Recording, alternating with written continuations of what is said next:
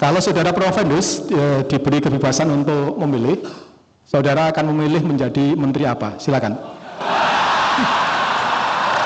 Nah, pertanyaannya adalah ringan saja. Saya yakin Provendus mampu menjawabnya. Kalau saudara Provendus diberi kebebasan untuk memilih, saudara akan memilih menjadi menteri apa? Silakan.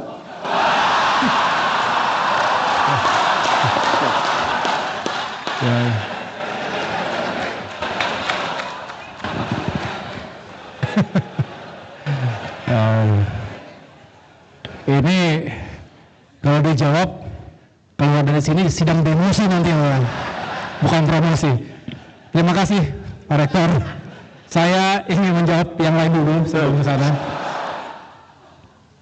Jadi benar ada beberapa jalur kritis yang harus kita antisipasi. Paling tidak kita harus meyakinkan Indonesia itu jangan keburu tua sebelum kaya.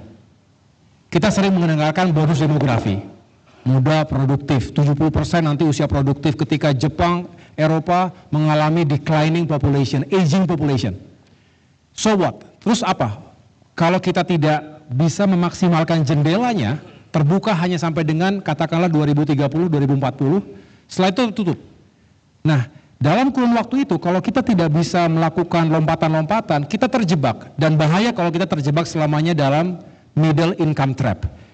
Kita sekarang di 4.800 US dollar per kapita. Padahal standar masuk ke kategori negara berpendapatan tinggi itu kalau sudah tembus 12.000, 13.000 US dollar. Nah, mampu tidak dalam kurun waktu tadi kita bisa tembus sehingga pendapatan masyarakat kita per kapita jauh lebih baik berkali-kali lipat. Contoh Jepang saat ini ketika starting point-nya hampir sama setelah Perang dunia berakhir, termasuk Korea Selatan. Korea Selatan sekarang 7 kali lipat income per kapitanya dibandingkan Indonesia. Jepang 8 kali lipat. Indonesia kita bekerja keras. Kita bersyukur terus terjadi peningkatan dan harus ada lokomotif ekonomi yang benar-benar bisa membuat peningkatannya drastis. Memang yang harus dikejar adalah pertumbuhan tinggi, tapi tentunya pertumbuhan tinggi yang berkeadilan dan juga berkelanjutan. Kemudian ini juga menitik beratkan pada pentingnya pendidikan, karena pendidikan akan memutus rantai kemiskinan. Jadi kalau kita fokus di sana, saya rasa kita bisa lebih cepat. Nah, jangan sampai kita bereksperimen dengan sistem pendidikan kita, karena betul kata Pak Rektor tadi, kalau salah kelola, dampaknya itu bisa setback, dan setbacknya bisa sekian belas tahun, puluh tahun begitu. Oleh karenanya kita tidak boleh main-main dan justru kita fokus pada penguatan aspek atau sektor pendidikan tadi. Orkestrasi sumber daya itu wajib Pak, dan maksud saya terhadap fiskal ini yang memang kita selalu dihadapkan. Kita punya common interest, Indonesia Emas common interest, tapi begitu masuk ke antar kementerian, lembaga, antar daerah, kita punya competing interest. Kita berkompetisi satu sama lain. Semua mencari alokasi anggaran yang juga bagus, yang juga meaningful agar program-program kita jalan. Semua bidang pasti merasa bidangnya penting, bahkan lebih penting daripada yang lain. Disinilah kembali kita mengharapkan hadirnya kepemimpinan yang juga bisa mengorkestrasi seperti kita bayangkan simfoni. Ada seorang dirigen. Nah, tidak setiap kali flute itu bunyi. Tidak setiap kali simba itu juga bunyi. Kalau drum band, marching band kemarin kita HUT TNI, yang datang HUT TNI kemarin luar biasa, 5 Oktober, itu lihat drum band. Ada penata ramanya, stick masternya. Kadang yang bunyi, yang lebih kuat itu adalah tenornya, kadang yang lebih kuat adalah drumnya, kadang lebih kuat adalah bass drumnya. Ini contoh bahwa memang ketika kita mengorkestrasi tidak bisa semuanya dikasih secara bersamaan, panggung yang sama, kekuatan yang sama, nggak mungkin. Selain tidak indah juga tidak memungkinkan. Oleh karena itu dalam mengelola sumber daya, utamanya fiskal, harus benar-benar tepat sasaran, prudent.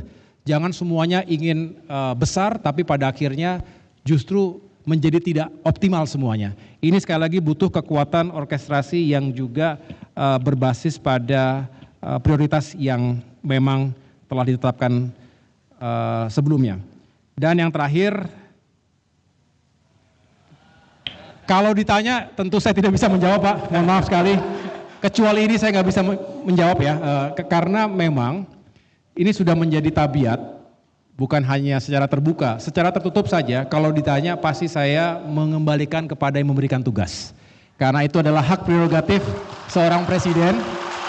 Tugas kita, ini berlaku nih banyak kawan-kawan di tentara, pasti begitu ya. Siap menjalankan tugas, siap. Gitu. Di mana saja. Asal tidak jauh dari Monas gitu kira-kira. Tapi prinsipnya di mana saja Pak, karena setiap orang punya value, setiap orang punya peran, dan saya dan yang lainnya semua pasti ingin menjadi bagian dari peran itu. Mudah-mudahan itu bisa kita wujudkan bersama-sama Pak. Jadi dimanapun kami siap dan harus siap. Terima kasih Pak. Oke.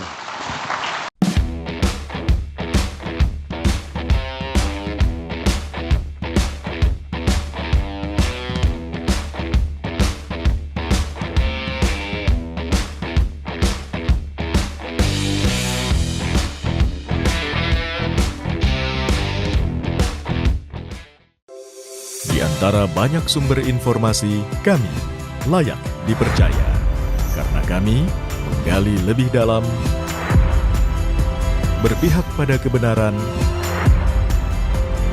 berpegang pada data dan fakta, agar layak Anda jadikan referensi. Kompas TV, independen, terpercaya.